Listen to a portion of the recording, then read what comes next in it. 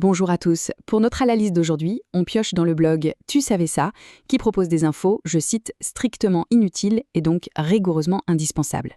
Et on s'attaque à une question qui correspond parfaitement à ça. Le grand dénombrement des schtroumpfs. C'est une vraie énigme bleue qui a traversé les générations. Alors, on y va direct. La question du jour. Combien y a-t-il de schtroumpfs? Ça a l'air simple comme ça, hein? Mais vous allez voir, la réponse est loin, très loin d'être évidente. Combien sont-ils vraiment à vivre dans leur petit village champignon? Et voilà pourquoi c'est si compliqué. Le mystère, il vient de la source, du créateur lui-même, Peyo. Il n'a jamais voulu donner un chiffre exact. C'est fou, non? Il a volontairement laissé le flou, ce qui a transformé un simple comptage en une véritable chasse au trésor pour les fans. Bon, pour essayer de comprendre, il faut faire un petit retour en arrière. Plongeons ensemble dans les origines de ce mystère bleu et blanc. On est en 1958. Les schtroumpfs apparaissent pour la première fois. Mais attention, à l'époque, ce sont juste des personnages secondaires. Sauf que le succès est immédiat, fulgurant, et hop hop, ils ont droit à leur propre série.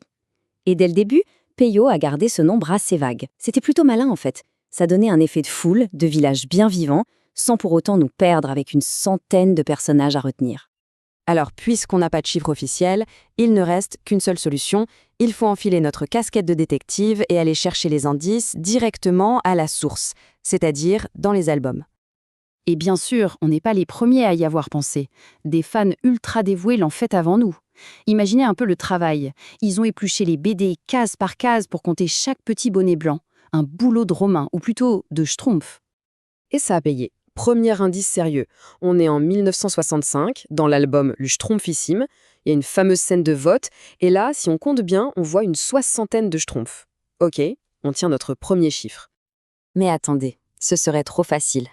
Parce qu'à peine un an après, dans l'album La Schtroumpfette, patatras, le compte n'est plus bon. Cette fois, on en voit presque 80. Alors quoi, une crise du logement au village? Ou est-ce que Peyo s'amusait juste un peu avec nous? Bon, ce qu'il faut retenir, c'est que les chiffres variaient tout le temps. Mais si on fait une moyenne de toutes les observations, les fans les plus acharnés sont arrivés à un consensus. En général, la population du village oscille entre 80 et 120 individus. Mais l'enquête ne s'arrête pas là. Parce que compter, c'est bien, mais il faut aussi savoir qui on compte.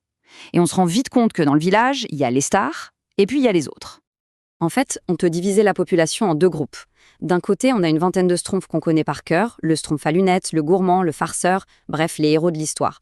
Et de l'autre, on a la grande majorité, une masse de figurants qui sont là pour créer l'ambiance, pour faire vivre le décor. Et comme si ce n'était pas déjà assez compliqué, cette population n'est absolument pas figée. Au contraire, elle bouge, elle évolue avec le temps. Pensez-y, en 1966, l'arrivée de la Schtroumpfette, c'est un séisme. Dans les années 80, c'est le bébé Schtroumpf qui débarque. Et alors bien plus tard, avec les films en 3D, là c'est l'explosion démographique. Pour que ça en jette sur grand écran, ils ont multiplié les Schtroumpfs, une véritable inflation numérique. Et ça, c'est très intéressant. Ça montre qu'il y a deux logiques différentes.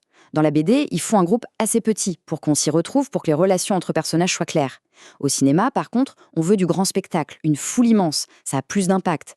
Le nombre de schtroumpfs s'adapte donc aux médias. Bon, on a exploré les albums, on a parlé des films, on a disséqué la population. Je crois qu'il est temps de rassembler toutes les pièces du puzzle. Alors, quel est le verdict final? Pour ça, on va s'appuyer sur une science très sérieuse, bien entendu, la schtroumpfologie. Non, ce n'est pas une blague. C'est un terme qui a vraiment été utilisé par des spécialistes pour analyser la cohérence de l'univers des schtroumpfs, et notamment la viabilité de leur société. Et leur conclusion est fascinante. Pour qu'un village comme celui-là puisse fonctionner, avec un schtroumpf paysan qui cultive la salse pareille, un schtroumpf bricoleur qui répare tout, un grand schtroumpf pour diriger, eh bien, il faut un minimum d'habitants.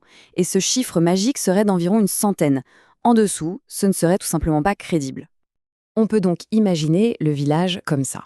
Un noyau dur de personnages connus de tous, la grande majorité de figurants qui font le gros des troupes, et quelques petits nouveaux qui viennent s'ajouter au fil des aventures.